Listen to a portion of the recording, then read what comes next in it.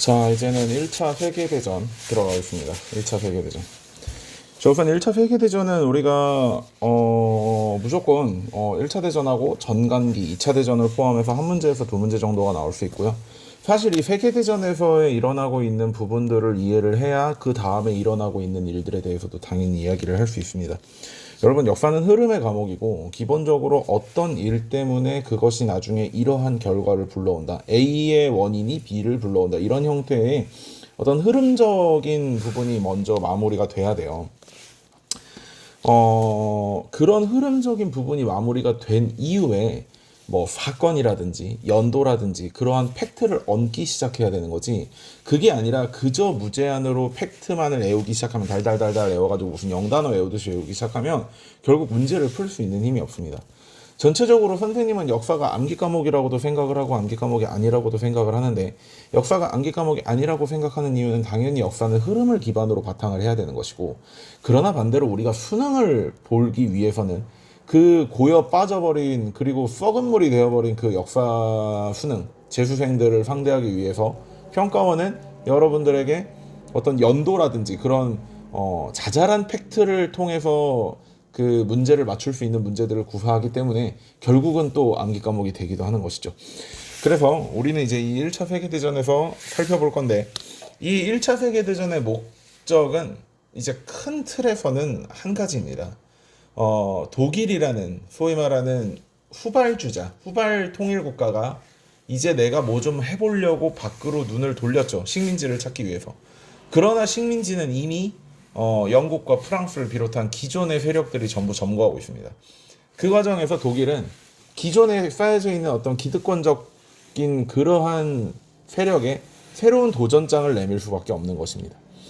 물론 그렇지 않았어야 하는 게 맞고, 어떻게 보면 우리가 이제 곧 배우게 될 비스마르크의 정책이 옳은 정책이라고도 볼 수도 있었겠지만, 독일은 어쨌든 잘못된 선택을 했고 결국 그것은 1차 대전 그리고 2차 대전이라는 거대한 결과를 불러오게 되는 거죠. 자, 이 1차 대전, 2차 대전 모두 항상 시작은 독일이 하고 프랑스는 어찌저찌 이깁니다. 그러면서 영국과 이제 섬나라인 영국을 이제 넘어가기가 힘들어가지고 영국과 이렇게 고전을 하다가 미국이 참전해서 패배하는 전쟁을 1차와 2차 똑같이 일어나게 됩니다.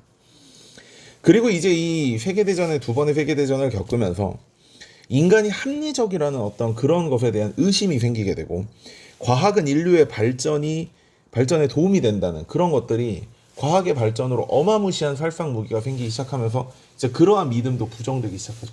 그런 과정에서 또 포스트 모더니즘이 등장하게 되는 것 중에 하나긴 한데, 그런 문제는 좀 윤사 가서 열심히 배우시고. 자, 그러면 일단 1차 대전의 배경부터 한번 보겠습니다. 선생님은 사실 세계사에서 가장 대단하다고 생각하는 사람이 여럿 있지만 그 중에 한 사람 중에 하나로 비스마르크를 뽑고 싶습니다. 이제 대단한 외교의 천재고요. 비스마르크는 사실 식민지를 확보하기 위해서 난리를 치다가는 분명히 기존 세력과의 전쟁이 일어날 테니 이제 식민지, 어차피 못 먹는 식민지보다는 어떻게 보면 과학기술에 더 투자를 했던 그런 사람 중에 하나이기도 합니다. 사실 그래서 비스마르크가 과학기술에 투자하고 나서 이 과학자들이 성장해서 결과를 이뤄냈던 한 20년 정도는 독일의 노벨의 물리학상이나 화학상 같은 것들이 전부 독일 과학자들에 의해서 석권되는 그런 형태도 많이 발견을 할 수가 있어요. 어쨌든 비스마르크는 현상 유지 정책을 펼쳤는데, 현상 유지 정책이라는 건 독일의 최대의 적이라고 볼 수 있는, 왜냐하면 독일도 강력한 육군을 가지고 있었고 그 강력한 독일의 육군에 저항할 수 있는 유럽의 유일한 국가가 프랑스였기 때문에 그 프랑스를 고립시키겠다는 거, 그리고 전선의 축소, 즉 동쪽과 서쪽에서 양쪽에서 싸우는 걸 막기 위해 뭐 강력한 육군이라고 할 수는 없겠지만 일단 인구수로 밀어붙이는 강력한 군대인 러시아가 이제 사람이 진짜 많아서 나름대로 이제 인구수로 밀어붙이는 인해 전술 이런 것들이 되게 발달했던 국가거든요. 그래서 러시아와 친선을 하겠다는 이 두 가지 목적을 가장 베이스에 깔고 있습니다. 그래서 우선 삼재 동맹이라는 걸 해서 세 명의 황제가 동맹을 맺은 것이라고 해서 독일, 오스트리아, 러시아가 동맹을 맺게 되고, 또 당시 프랑스와 이제 사이가 좋지 않았던 이탈리아와 프랑스가 사이 좋지 않았던 거는 어디를 생각하면 되냐면 이탈리아의 통일 과정에서 선생님이 심화로 이야기해 준 거 있죠. 이탈리아가 언제 베네치아를 뺐고 이탈리아가 언제 교황령을 뺐는지 그거 한번 생각해 보면 됩니다. 어쨌든 그래서 독일과 오스트리아, 이탈리아를 묶어가지고 삼국 동맹이라는 것을 하게 됩니다. 문제는 비스마르크가 아니라 비렐름 1세, 즉 비스마르크의 영원한 프렌드인 비렐름 1세가 죽고 나서 그 왕위에 올랐던 아들이었던 비렐름 2세가 문제가 되겠죠. 비렐름 1세 때만 해도 독일은 그저 그냥 신성 로마 제국의 영방 제국 중 하나였을 뿐더러 그 영방 제국에서도 그렇게 큰 이렇게 뭐 두각을 드러내는 그러한 국가가 아니었습니다. 그렇기 때문에 비렐름 1세는 어떻게 보면 국가가 강해지고 나서도 비스마르크의 균형 정책을 어떻게 손들어줬는지도 모르겠으나 비렐름 2세가 왕위에 올랐을 때 독일은 정말 유럽에서 원투하는 초강대국이 되어 있었다는 것입니다. 그런 유럽의 초강대국 독일이 왜 저 비스마르크 뒷방 늙은이 같은 인간의 그 균형 정책 이런 걸 해야 되는 거지? 현상 유지 이런 걸 해야 되는 거지? 하고 궁금증을 가지게 되고 내가 힘을 가지고 있는 만큼 그 힘을 써야 되지 않겠느냐? 그래서 더 강력한 독일을 만들어야 하지 않겠느냐? 이런 생각에 비렐름 2세는 팽창 정책 또는 세계 정책이라는 것을 펼치게 되는 것입니다. 그래서 비렐름 2세는 일단 가장 먼저 러시아와 재무장 조약을 하지 않습니다. 다시 말해 3제 동맹을 갱신하지 않았다는 것이죠. 사실 러시아 입장에서는 기분이 되게 나쁜 수밖에 없는 겁니다. 당연히 갱신을 해줘야 된다고 생각하는데 갱신을 해주지 않았다는 건 자기한테 빈정이 상했다는 거잖아. 그러니 이런 러시아에게 접근하게 된 것이 이제 프랑스나 영국 쪽이 될 것이고 또 당시 비렐름 2세는 해군법이라는 걸 동의를 해서 엄청나게 해군을 강화시키는 정책을 펼쳤는데 이렇게 되니까 지금까지 영국과 프로이센이 그렇게 나쁜 사이가 아니었거든요. 영국과 프로이센은 선생님이 또 심화해서 이야기한 절대항정 때 이야기했던 외교혁명 때를 생각해보면 알 수 있습니다. 프로이센이 오스트리아 왕위계승 전쟁에서 슐레지엔을 뺏었고 기억나죠?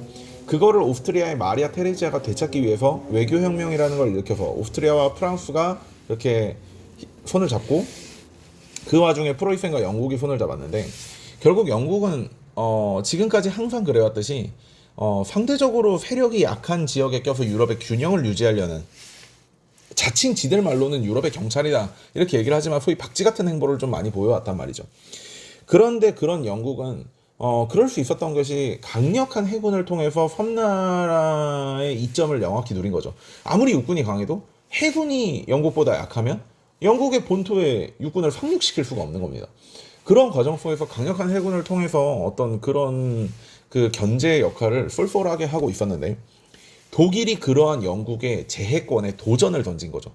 도전장을 내밉니다. 그래서 해군력을 미친 듯이 증가시키기 시작해요.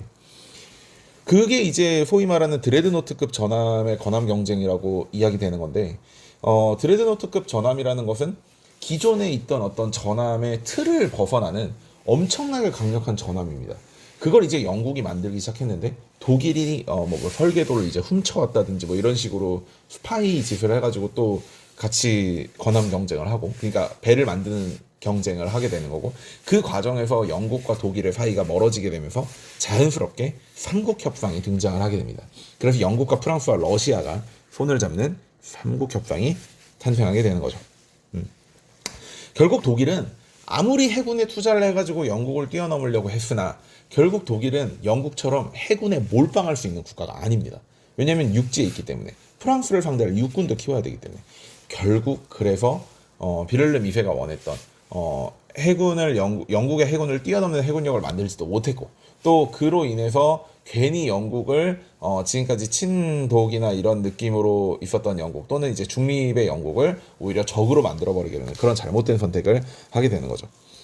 그래서 이제 독일과 영국의 어떠한 그런 정책들을 비교해 보면 독일은 3B 정책이라고 해서 베를린, 비잔티움, 콘스탄티노플입니다. 그다음 바그다드를 통해서 즉 유럽과 아시아를 통해서 유럽과 그 중동 지역을 통해서 인도양으로 나가는 발판을 만들려고 했다면 영국은 기존에 우리가 제국주의에서 배웠던 종단 정책인 카이로와 케이프타운 그리고 인도의 캘커타를 잇는 정책을 통해서 본인들의 식민지를 견고하게 유지하려는 그러한 정책을 펼치고 있었다는 거죠. 결국 이들은 어찌 됐건 한번 충돌할 수밖에 없는 상황입니다. 따라서 삼국동맹은 아까도 이야기했듯이 독일과 오스트리아, 이탈리아 그리고 삼국협상은 영국과 프랑스, 러시아를 통해서 이루어졌고요. 이들은 독일 같은 경우는 범게르만주의 그리고 영국이 아니라 삼국협상의 러시아 같은 경우가 범슬라브주의를 통해서 아직까지 이제 이 민족주의적 성향이 굉장히 강하고 있었고 특히 발칸반도에서는 그러한 민족주의적 성향이 굉장히 크게 발전을 했었는데 이 1차 발칸 전쟁 때 오스만 제국을 상대로 기존에 있었던 유럽의 어떤 여러 다민족 소국들이 함께 발칸 동맹을 맺어서 오스만 제국과 전쟁을 해가지고 오스만 제국을 통해서 독립을 합니다. 오스만 제국으로부터 동맹을 합니다. 그러나 그러한 전쟁 이후에 영토를 나눠 가지는 과정에서 불가리아와 세르비아 간에 이제 그 싸움이 일어나게 되는데 이게 2차 발칸 전쟁이거든요. 이게 이제 불가리아는 범게르만족에 속하게 되고 세르비아는 범슬라브족에 속하게 되어서 나름대로 독일과 러시아의 어떤 자존심 싸움이 되어버리는 상황입니다. 특히 그리스 위쪽에 있는 이 발칸반도라는 지역은 굉장히 좁은 곳임에도 불구하고 여러 민족들이 뒤섞여 살고 있었기 때문에 유럽의 화약고라고 불릴 정도로 특히 그 민족주의가 발달하는 그 시기에는 굉장히 유럽의 화약고로서 전쟁이 자주 일어나는 그러한 상황이 되고요.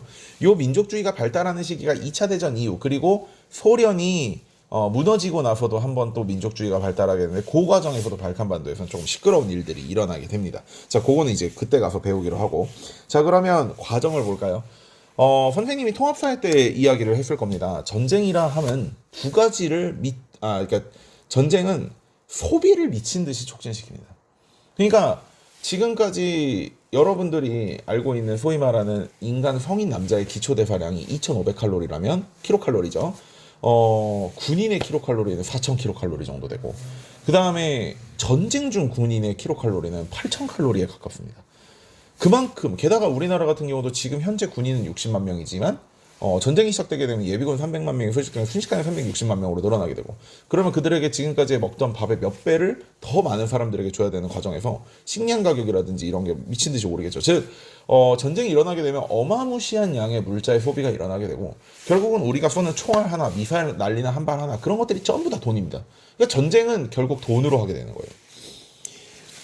그런 과정에서는 결국 어떤 나라가 더 좋은 경제력, 많은 돈 이런 걸 가졌느냐가 전쟁의 승패를 가르게 되는 거고 그 과정에서 독일은 정말 불리할 수밖에 없는 거죠. 전쟁의 시작은 사라예보 사건이라는 것입니다.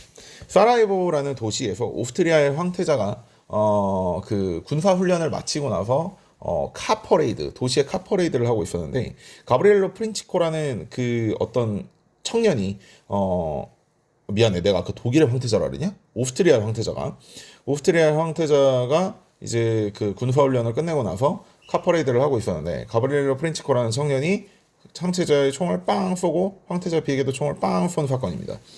지금 이미 세르비아는 범슬라브주의로 그리고 독일과 오스트리아, 불가리아 이런 국가들은 범게르만주의로 싸우고 있는 와중에서 이러한 어떤 도화선이 일어나는 전쟁이 팡 하고 터져버리게 되니까 바로 이때부터 1차 세계대전이 시작하게 되는 거죠. 오스트리아가 세르비아에 선전포고를 하고 그 과정에서 러시아는 당연히 세르비아를 도와주겠다고 오스트리아에 선전포고를 하게 되고 독일도 오스트리아의 동맹국이었기 때문에 러시아나 세르비아에 선전포고하게 되고 이 과정에서 영국, 프랑스까지 전부 다 선전포고하게 되는 그런 과정을 거치게 되는 것입니다. 우리가 중요하게 좀 봐야 될 게 뭐냐면 전쟁 직전에 이탈리아가 협상국하고 합류를 하게 됩니다. 이탈리아가 프랑스하고도 사이가 안 좋았지만 사실 생각해보면 이탈리아 독립전쟁 과정에서 오스트리아하고도 그 사이가 좋지는 않았어요. 그래서 이 당시 이탈리아 같은 경우는 이탈리아 통일 과정에서 수복하지 못했던 땅을 수복하기 위해서 독일 편이 아니라 연합군 편을 들게 되고 연합군 편을 들고 이제 오스트리아와 싸우게 되지만 실제로 전쟁에서 한 게 없습니다. 이탈리아 군대는 진짜 동양의 당나라 군대하고 비슷한 정도로 취급을 받아요. 진짜 못 싸운다 이런 느낌으로. 걔네들은 저기 전쟁 중에도 파스타 비벼 먹어야 되고 저기 커피 마셔야 되는 애들이라고 엄청 욕을 먹는 군대입니다. 그 다음에 오스만 제국과 불가리아 같은 경우는 동맹국에 합류를 하게 되는데 불가리아 당연히 범게르만주의니까 그렇다 치지만 오스만 제국이 동맹을 하게 된 거는 사실 이제 영국의 처칠과의 다툼이 굉장히 커요. 2차 대전에서 영국을 승리로 이끌었던 위대한 수상이었던 처칠이지만 이 당시에는 해군선 장관이었는데 당시 오스만 제국이 이제 나라를 좀 이렇게 다시 부국강병을 하기 위해서 당시 세계 최고의 해군 국가였던 영국에게 전함을 발주를 합니다. 전함 두 척을 발주해가지고 그걸 갖다 달라고 하는데 처칠이 지금 당장 전쟁이 터져버리니까 아 나 그 전함 우리가 쓸 거야. 우리 못 줘. 돈 다 지불했는데. 이런 양아치 짓을 해버리니까 화가 난 거야. 근데 또 이 당시 또 독일의 군함들이 일부가 영국 해군한테 쫓겨가지고 오스만의 그 항구로 들어갔거든요. 근데 독일 입장에서는 곰곰이 생각을 해보니까 어차피 저 오스만 항구에서 독일군 애들을 빠져가지고 일로 데려올 수가 없습니다. 왜냐면 영국은 세계 최고의 해군을 가지고 있기 때문에. 그러니까 차라리 저 배를 오스만 애들을 줘버리고 오스만 애들한테 우리랑 같이 하자라고 꼬실까? 라고 해서 그런 형태로 오스만 제국이 합류를 하게 됩니다. 물론 이건 교육과정 완전 외야. 그냥 교육과정에서는 오스만 제국과 불가리아가 동맹국에 합류했다 정도만 알고 있으면 될 것 같습니다. 자, 전쟁의 전개는 독일이 일단 중립국인 벨기에를 침공을 하게 됩니다. 벨기에를 침공하게 돼서 소위 말하는 슐리핑 계획이라는 걸 펼치게 되는데요. 여기 이제 같은 계획이거든요. 사실 러시아 군대는 생각보다 족밥이다. 그러니까 동부 전선은 최대한 유지하는 것으로만 시도를 하고 군사력의 90% 이상을 서부 전선에 몰빵을 해가지고 순식간에 프랑스를 없애버리고 그 다음에 뭘 시작하겠다라고 얘기한 게 이제 소위 말하는 슐리핑 계획인데, 문제는 이게 참호전이 시작되면서 아주 처음부터 그냥 꼬여버립니다. 참호라는 게 뭐냐면 이런 식으로 땅을 파고 그 땅에 병사가 이렇게 서 있으면서 총을 통해서 이렇게 뿅뿅 쏘는 것입니다. 즉 병사는 정말 대가리만 위로 올라와 있기 때문에 돌격을 하는 군인들 입장에서는, 총을 들고 돌격해야 되는 군인들 입장에서는 요거를 쏴서 맞추기가 진짜 어렵습니다.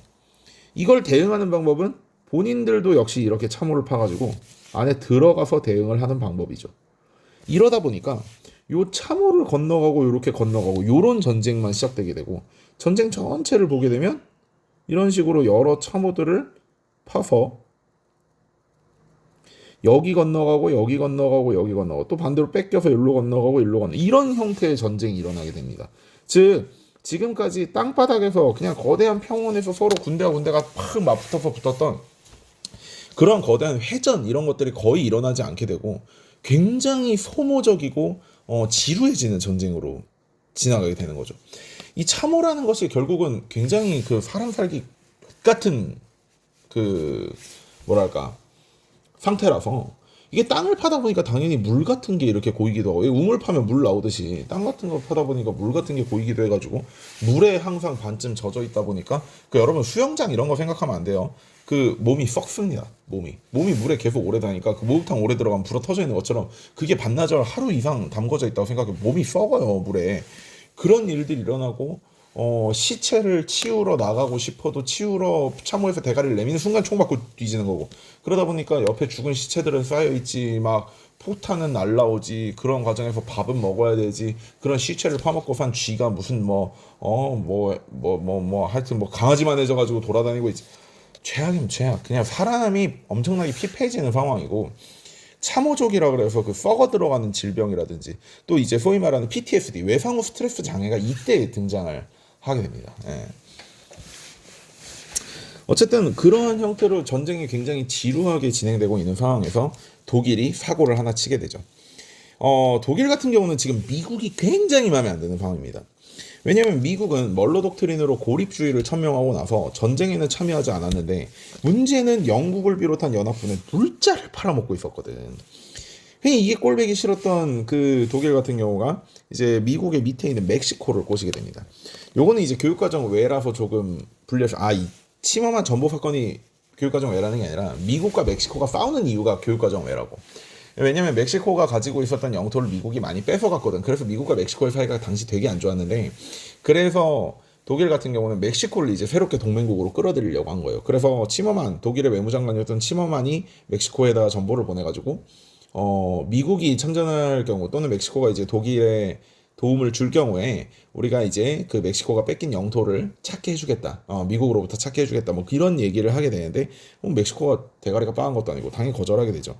문제는 침범한 정보가 나중에 뽀록이 났다는 거고, 그 다음에 또 독일은 그 영국의 상선대를 다 무너뜨리고 영국의 해군을 이렇게 잘 활용하지 못하게 하려고, 그래서 영국의 보급 상황을 좀 끊어보려고, 왜냐하면 식민지에서 수많은 보급 물품들이 영국 본토로 들어가고 있었기 때문에, 그래서 무제한 잠수함 작전, 그러니까 즉 바다에 떠다니는 모든 것을 다 날려버리겠다는 그 무제한 잠수함 작전을 펼치게 됩니다. 문제는 이 과정에서 당연히 미국의 유람선이나 수송선 같은 것도 공격을 받게 됐어요. 그게 이제 소위 말하는 루시타니아호 사건인데, 사실 교과서에서 굉장히 잘못 알려주고 있는 것들 중에 하나고, 일부 인간 강사들도 이거에 대해서 잘못 이야기하고 있는데, 루시타니아호를 격침했을 때, 독일이 미국의 유람선이었던 루시타니아호를 격침했을 때 독일은 미국에 사과하고 배상금을 줬습니다. 그래서 이것 때문에 미국이 전쟁에 참전하지는 않았어요. 예. 미국이 전쟁에 참전하게 됐던 직접적 이유는 아까 말했던 그 침엄한 전보가 뽀록이 났기 때문입니다. 침엄한 전보 사건이. 물론 루시타니아호도 어느 정도의 지분은 있겠죠. 그러나 실제 전쟁 참가의 원인은 침엄한 전보 사건이라는 거. 자, 그래서 이제 미국이 참전을 하게 되고, 미국은 원래 가만히 있다가도 자기들이 두들겨 맞으면 아주 그냥 개 박살 다 뒤집어 놓는 나라입니다. 2차 대전 때도 그랬고요. 진주만 습격 때도. 그다음에 9.11 테러 때도 그랬죠. 미국 입장에서는요, 미국이 참전하게 되면 그 미국의 엄청난 그 축복받은 그 아메리카 대륙, 진짜 거기서 나오는 엄청난 인구, 엄청난 자원, 엄청난 물자로 그저 그냥 모든 걸 다 깔아 뭉개버리는 진짜 쇼미더머니가 가능한 그런 국가입니다. 2차 대전 때도 결국 미국이 참전하면서부터 나치 독일의 그 패망이 시작됐으니까요. 자, 그런데 미국이 참전하는 대신 반대로 독일에게도 어느 정도 이제 숨통들 일이 생긴 게 바로 러시아입니다. 러시아 같은 경우는 일단 동네가 엄청 춥고 못 사는 동네이기 때문에 일단 식량이 엄청 부족해지는데, 또 전쟁이라는 게 일어나면 가장 많이 터져나가는 게 식량이죠. 그 식량 때문에 전쟁을 계속해서 중지하라고 러시아 내에서 혁명이 일어나게 되는데, 그게 두 가지 혁명이 3월 혁명과 11월 혁명입니다. 이거 밑에서 나중에 한 번 더 다룰 건데, 3월 혁명도 11월 혁명도 제발 전쟁을 그만두라고 일어나는 혁명들이에요. 더 이상 전쟁을 유지하지 못하겠다. 일반 민중들은 너무 힘들다. 이런 이야기인 거죠. 그래서 결국은 독일은 러시아와 단독으로 휴전 조약을 맺습니다. 그게 이제 브레스트 리토프스크 조약이라는 건데, 동러 강화 조약이라고 하기도 해요. 그래서 사실 동부전선에 있는 전선을 빼가지고 서부전선으로 이제 어느 정도 전선의 일원화를 이룰 수는 있었으나, 전선을 축소할 수 있었으나, 미국이 200만 명이 넘는 병력을 투입시키게 되면서 이제 작살나게 되는 거죠. 그 과정에서 이제 동맹국이었던 오스만과 불가리아가 항복을 하게 되고요. 독일 내에서 다양한 반전 움직임들이 일어납니다. 특히 대표적인 게 이제 킬 항구 수병들의 반란이었는데, 베를린 2세가 이제 명령을 내렸는데 군항이었던 킬 항구의 수병들이 반란을 일으켰던 거고, 그 과정에서 베를린 2세는 이제 전쟁이 내가 이제 명령권도 제대로 발동이 못하게 되는구나 하면서 이제 퇴위를 하고 네덜란드인가로 망명을 했습니다. 사실 이때까지만 해도 분명히 전쟁을 일으켰던 전범임에도 불구하고 이런 베를린 2세를 뭐 처벌하겠다 이런 개념은 거의 없었다고 보시면 돼요. 사실 그래서 자기가 가지고 있던 재산 싹 들고 날라서 네덜란드에서 마지막까지 되게 잘 살았습니다. 그리고 이제 휴전 조약이 맺어지게 되는데, 연합군과 독일 임시정부, 그 임시정부는 나중에 생기는 그 바이마르 공화국은 아니라는 거, 임시정부가 개편돼서 바이마르 공화국이 되는 거거든요. 그래서 이제 휴전 조약은 연합군과 독일 임시정부 사이에서 이루어졌다는 거. 자, 그래서 이 협상을 보면 1차 대전의 결과 파리 강화회의가 열리게 되고, 우리도 한국사에서 많이 언급을 했던 부분이잖아요. 뭐 때문에? 민족 자결주의 때문에.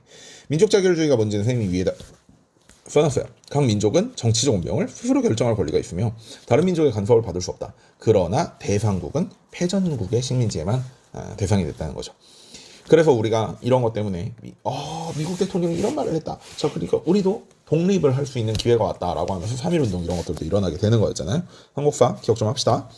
자, 그다음에 베르사유 조약이 맺어지는데, 이후에 이 베르사유 조약을 이행하기 위한 체제들을 베르사유 체제라고 이야기를 합니다. 진짜 독일이 좀 불쌍한데, 일단 모든 해외 식민지를 상실했어. 자, 일단 독일 해외 식민지 기억나는 거 제국주의 때 한번 얘기해 볼까요? 아이 씨발, 한지 얼마 안 됐잖아.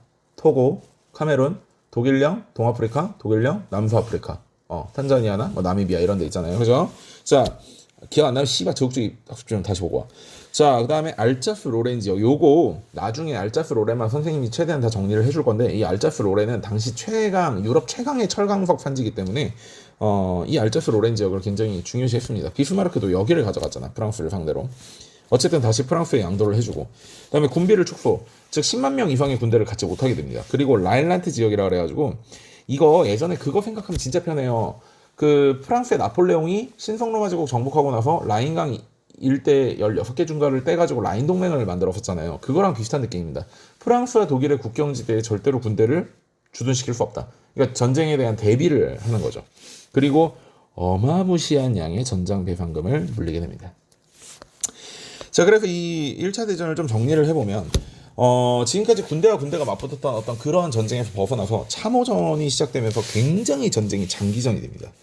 그리고 그 장기전 동안 병사들을 먹여 살리고 국가를 운영해 나가는 그런 체제를 총력전 체제라고 하게 되는데, 전후방의 구분이 무의미해지고 남자들은 전부 다 참호 속에 들어가서 병 걸리러 가고 여자들은 뒤에서 간호하거나 물자를 생산하거나 공장에서 일하거나 그런 형태로 직간접적으로 전쟁에 참전을 하다 보니까 항상 그리스에서도 배웠듯이, 그리고 중세의 농노가 군대에 가지 못하는 그런 것들을 통해서도 배웠듯이 서양사, 특히 유럽사에서의 어떤 군대를 간다는 것은 본인이 국가를 운영하고 있는 또는 국가의 구성 주체라는 어떤 그런 강력한 의미 부여를 할 수 있는 것입니다. 여성들 역시 지금까지 참정권을 내내 주장하더라도 어딜 여자가 이러면서 씹혔지만, 그 와중에 전쟁에 직접 참여를 하게 되니까 결국 여성들에게도 선거권이 돌아가게 되거든요. 그래서 참정권의 요구가 수용되었다는 거. 또 참호를 극복하기 위해서 탱크. 왜? 아니 아무리 총으로 쏴봤자 철갑 괴물이 이렇게 드르릉 들고 와서 대포로 빵빵 쏘면 다 터져 죽을 거 아니야, 그렇지? 그리고 참호 안에 모여있는 애들한테 파이어 인더 홀 해가지고 독가스 던지면 거의 다 끝날 거고, 그 다음에 하늘에서 이렇게 폭탄을 떨어뜨려야 되잖아. 즉 참호에 틀어박힌 적들을 제거하기 위해서 새로운 무기들이 등장하기도 했다는 것입니다. 자, 그러면 이제 러시아 혁명, 아까 우리가 이야기했던 그 러시아 혁명을 조금 더 자세히 한번 살펴보겠습니다. 자, 러시아 혁명은 16년과 18년에 순행에서 출제가 됐고요. 러시아 혁명 가지고 장난을 치기도 했던 부분이고, 사실 그 이후에도 동아시아나 통합사회에서도 이런 형태의 장난이 많이 나오게 되는데, 여러분들 사료에서 가와 나 사료를 줬을 때 당연히도 사람이 고정관념이 가가 더 옛날 사료고 나가 더 최근의 사료겠지라는 생각을 합니다. 시대순으로 줬을 거라고 생각하는데 그러지 않은 경우도 꽤 있다는 거 기억하시기 바랍니다. 자, 그러면 이제 피해 일요일 사건, 요거는 이제 러일 전쟁 중에 발발한 사건입니다. 항상 러시아는 전쟁 중에 혁명이 좀 발발합니다. 왜냐면 그만큼 먹고 살기가 힘든 나라예요. 근데 전쟁이 일어나면 식량 가격은 안 오를 수가 없기 때문에 그 과정에서 백성들의 삶이 너무 힘들어지게 되고, 그 과정에서 혁명이 발발을 합니다. 자, 피해 일요일 사건은 러일 전쟁 중에 발발했는데, 가폰 신부가 이제 황제의 초상화를 들고 제발 우리 좀 살려주세요 하면서 굉장히 평화 행진을 했으나 황제의 군대가 이들에게 발포를 하게 되고, 그래서 수십 명이 죽어 수십 명이 이렇게 희생당하는 피가 터지는 일요일이다라고 해서 피해 일요일 사건이라고 불리게 됐고요. 나중에 이제 밝혀진 사실이지만 이 가폰 신부는 뿌락치였습니다. 백성들에게, 그러니까 좀 부드러운 시위를 유도하기 위한 정부가 심어놓은 사람이었던 거죠. 뭐 나중에 이제 한번 찾아보세요. 이건 뭐 교육과정에서 다룬 얘기는 아니니까. 결과로는 이제 중앙에 어떤 두마를 설치해 주기로 약속을 했습니다. 그러니까 이제 황제의 전제 정치가 아니라 어느 정도 이제 시민들의 의견을 들어주겠다라고 하는 건데, 이전에 그 알렉산드르 2세 개혁할 때 기억납니까? 예, 그 지방 이해하고 구분을 해야 된다는 거. 자, 그다음에 3월 혁명과 11월 혁명은 다른 말로 2월 혁명과 10월 혁명이라고 하기도 합니다. 러시아 달력이 우리랑 세는 법이 조금 달라요. 그래서 2월 혁명이 등장한다고 해가지고 이거 프랑스 2월 혁명이네 이렇게 접근하면 안 돼요. 확실하게 사료를 보고 체크를 해야 된다는 거. 자, 3월 혁명이나 11월 혁명이나 전부 다 1차 대전 중에 발발을 하게 되는데, 똑같이 둘 다 전쟁을 중지해달라라는 구호가 있습니다. 그런데 요거를 구분하는 방법은 선생님이 빨간색 형광펜으로 쳐놓은 거 한번 볼게요. 3월 혁명에서는 아직까지 왕정이 살아있는 형태이기 때문에 전제 정치를 타도해달라는 구호가 있고, 11월 혁명에서는 이미 왕정이 무너졌기 때문에 모든 권력을 소비에트에게 달라라는 구호로 구분할 수 있는 것입니다. 자, 3월 혁명의 전개를 보면 노동자와 군인들이 참여해서 노동자와 병사 소비에트를 만들게 되는데, 이 피해 일요일 사건만 해도 아무래도 군인들이 황제 편이었지만 이제는 군인들조차 황제 편을 하지 않는 것이죠. 소비에트라는 것은 사회주의 세력에서 어떤 회의기구를 이야기하는 것입니다. 그래서 결과적으로 로마노프 왕조가 멸망하게 되고 케렌스키 중심의 임시정부가 수립이 되는데, 문제는 케렌스키가 자유주의자여서 소위 말하는 이 노병 소비에트가 원하고 있는 그런 개혁들을 해주지 않았다는 거죠. 11월 혁명의 배경을 보면 임시정부의 개혁이 실패하게 되고 또 전쟁이 계속 지속되고 노병 소비에트가 원하고 있는 토지개혁 같은 것들이 연기됩니다. 그렇기 때문에 다시 한번 혁명이 일어나게 되고요. 노병 소비에트와 이번에는 임시정부의 군대가 싸우게 되는데, 이 노병 소비에트가 이기게 되고 레닌이 이들을 지휘해서 볼셰비키 혁명이라는 것을 완수하게 되죠. 최초의 사회주의 혁명이라고 보시면 될 것 같습니다. 따라서 이제 결과적으로 당연히 최초의 사회주의 정부가 수립이 되고, 아까 배웠던 브레스트 리토프스크 조약, 브리 조약이 독일과 단독 강화 조약을 맺게 되고, 그다음에 반혁명 내전이 계속해서 또 일어나게 됩니다. 그러니까 사회주의 정부를 세웠지만 그 혁명에 반대하는 세력들이 계속 또 반란을 일으키면서 반혁명 내전이 일어나게 되는데, 그 과정에서도 어떻게든 이제 그 노병들, 농민들이 원하는, 노동자들이 원하는, 그리고 병사들이 원하는 개혁을 해주기 위해서 다양한 시도를 하게 되는데, 그 중에 하나가 이제 전시공산주의, 뉴 이코노믹 어쩌고저쩌고 하는 전시공산주의입니다. 아무래도 지금 당장 전쟁 중이고 내전 중이고 이러니까 뭘 하기 힘드니까 자본주의적인 내용을 조금 끌어와서라도 어떻게든 개혁을 시작하려는 그런 레닌의 어떤 고민이 엿보이는 건데요. 전시공산주의, NEF 두 개의 단어를 다 기억해두면 좋을 것 같습니다. 레닌 때 일어난 일입니다. 그리고 이게 마무리되고 나서는 이제 소비에트 사회주의 공화국 연방, 소위 말하는 소련이 성립되게 되는 것이죠. 그 레닌이 사망하고 나서 이제 스탈린은 경제개발 5개년 계획이라는 걸 해가지고 중공업 중심 산업화라든지 농업 집단화라는 것을 통해서 이제 전시공산주의가 아니라 실제적으로 사회주의 계획 경제에 맞춘 그러한 경제 개발 정책들을 펼치게 됩니다. 자, 이렇게까지 해서 1차 세계대전을 어느 정도 한 30분 정도로 마무리를 해봤습니다. 자, 다음 시간에는 전간기와 2차 대전을 그대로 이어서 나가보겠습니다. 자, 여러분 고생했습니다. 안녕.